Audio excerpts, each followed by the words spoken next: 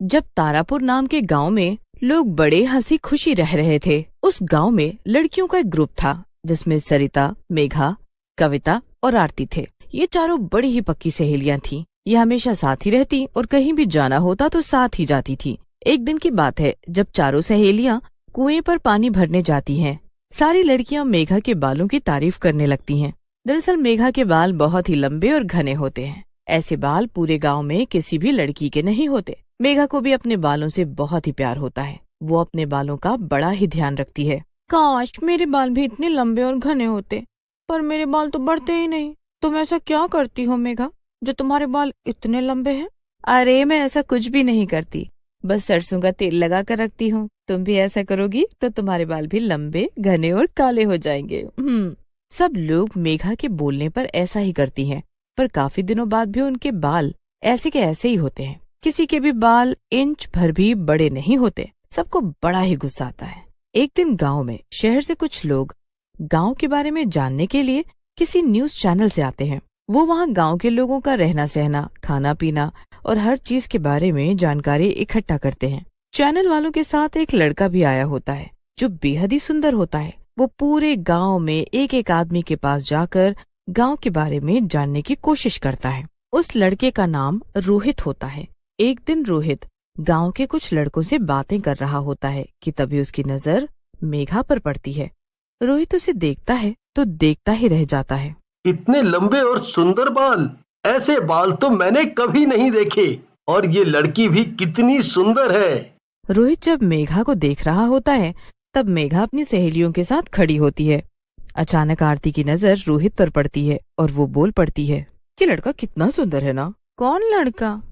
अरे वो जो वहाँ खड़ा है, शायद यही वो लड़का है जो शहर से आया है। माँ बता रही थी कि बहुत ही सुंदर है, और माँ सच ही बोल रही थी। अरे पर ये तो बस मेघा को ही देखे जा रहा है, हमें तो देख ही नहीं रहा।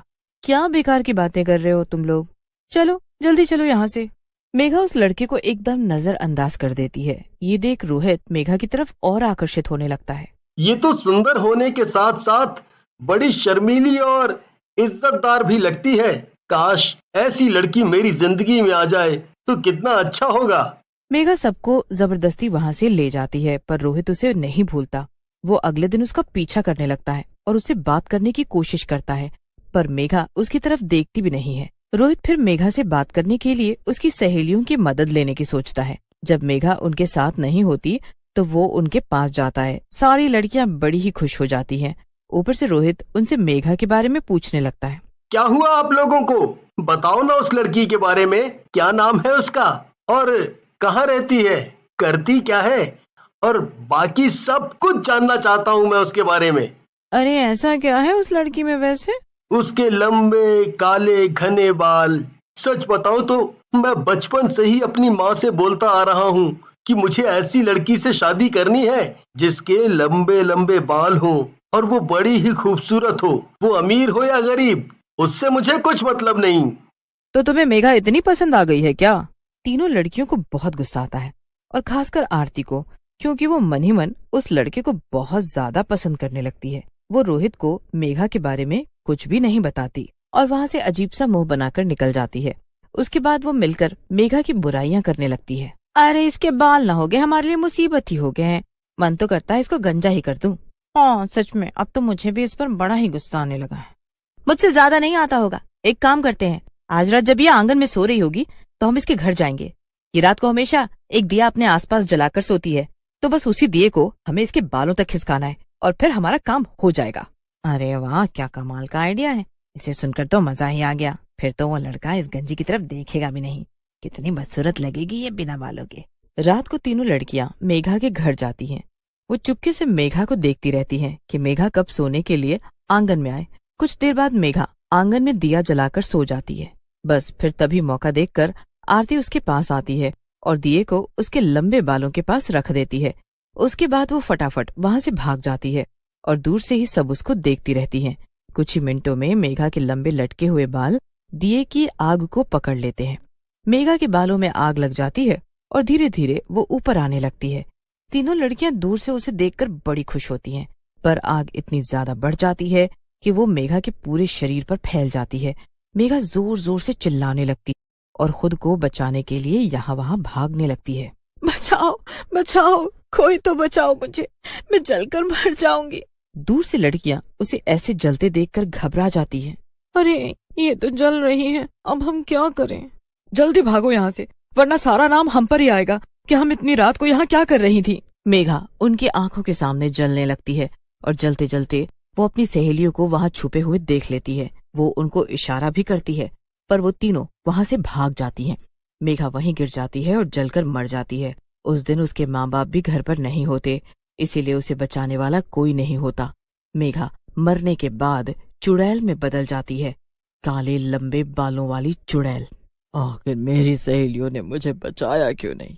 क्यों भाग गई वो मुझे जलता देखकर? क्यों वो यहाँ आई थी इतनी रात को, और क्यों वो छुपकर खड़ी थी? जरूर कुछ गड़बड़ है और मैं इसका पता लगा कर रहूंगी। अगली सुबह रोहित वहाँ पूरे चैनल के साथ आ जाता है। तब तक उसके माँ बाप भी घर वापस लौट आते हैं और अपनी बेटी को ऐसे जला देखकर उनसे ये सदमा बर्दाश्त ही नहीं हो रहा होता। उनका रो रो कर बुरा हाल हो रखा होता है। काले लंबे बालों वाली चुड़ैल जो उनकी बेटी होती है, वो वही खड़ी सब कुछ देख रही होती है, पर कोई भी उसे देख नहीं पा रहा होता। वहाँ रोहित भी खड़ा होता है और उसे भी मेघा के मरने का बहुत दुख होता है। ये आत्महत्या है या किसी ने मेघा को मार डाला? मैं इस बात का पता लगा कर रहूंगा। रोहित इस बात का पता लगाने के लिए सबसे पहले उसकी सहेलियों के पास जाता है। सारी सहेलियां झूठ बोल देती हैं कि वो शाम से घर से ही नहीं निकली, और काले लंबे बालों वाली चुड़ैल ये सुनकर हैरान रह जाती है। ये तीनों तो उस वक्त वहीं थी, तो ये झूठ क्यों बोल रही हैं? चुड़ैल उन लड़कियों के पीछे पीछे घूमती रहती है और आखिरकार तीनों लड़कियां उस रात के बारे में बात करने लगती हैं। ये रोहित यहाँ से कब जाएगा? ये तो हमारे पीछे ही पड़ गया है। कहीं से पता न चल जाए कि हम उस मेघा के बाल जलाने गए थे और हमारी वजह से ही वो मर गई। क्या ये तीनों उस रात मेरे बाल जलाने आई थी? ये तीनों मेरे साथ इतना बुरा कैसे कर सकती हैं? इन्होंने ये मेरे साथ अच्छा नहीं किया। मेरे बालों से इन्हें इतनी चिढ़ थी क्या? मैं किसी को नहीं छोड़ूंगी अब। चुड़ैल सबसे पहले अपना बदला लेने का सोच लेती है। रात होते ही वो सबसे पहले कविता के घर जाती है। कविता अपने बिस्तर पर सो रही होती है। चुड़ैल उसके पास आकर खड़ी हो जाती है और चुड़ैल के बाल लहराते हुए कविता के मुंह पर गिरने लगते हैं। कविता परेशान होकर उठ जाती है और अपने सामने एक लंबे बालों वाली चुड़ैल को देखकर चिल्लाने लगती है। चुड़ैल चुड़ैल, बचाओ बचाओ! तुझे मुझसे अब कोई नहीं बचा पाएगा। चुड़ैल अपनी चोटी कविता के गले में लपेट देती है। कविता का दम घुटने लगता है। उसके बाद वो उसे सीधा जमीन पर पटक देती है। उसके बाद उसका हाथ जब अपने ही सर पर जाता है तो उसे महसूस होता है कि उसके सर पर बाल ही नहीं है। नहीं नहीं, मैं गंजी नहीं हो सकती। मैं गंजी कैसे हो गई? नहीं नहीं, ऐसा कैसे हो गया? कविता गंजी हो जाती है और वो शर्म से घर के बाहर भी नहीं निकलती। उसके बाद चुड़ैल सरिता और आरती के घर जाती है। वो उन दोनों के साथ भी बिल्कुल वैसा ही करती है जैसा उसने कविता के साथ किया होता है, और वो उन दोनों को भी गंजा कर देती है।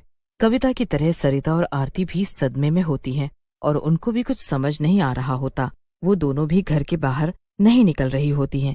पर एक दिन रोहित आरती के घर पहुंच जाता है। बाहर निकलो आरती, मुझे सब पता चल चुका है। क्या हुआ? तुम यहाँ क्या कर रहे हो? इल्जाम? इल्जाम नहीं, सबूत है मेरे पास। उस रात मैंने पास के खेत में कैमरा लगाया था ताकि गांव की सुबह रिकॉर्डिंग कर सकूं, पर यहाँ तो कुछ और ही रिकॉर्ड हो गया। पता है क्या? तुम तीनों सहेली मेघा के घर आई और तुमने मेघा के सर के पास दिया रखा और वो जलकर मर गई। उसी वक्त तीनों लड़कियों को इकट्ठा किया जाता है।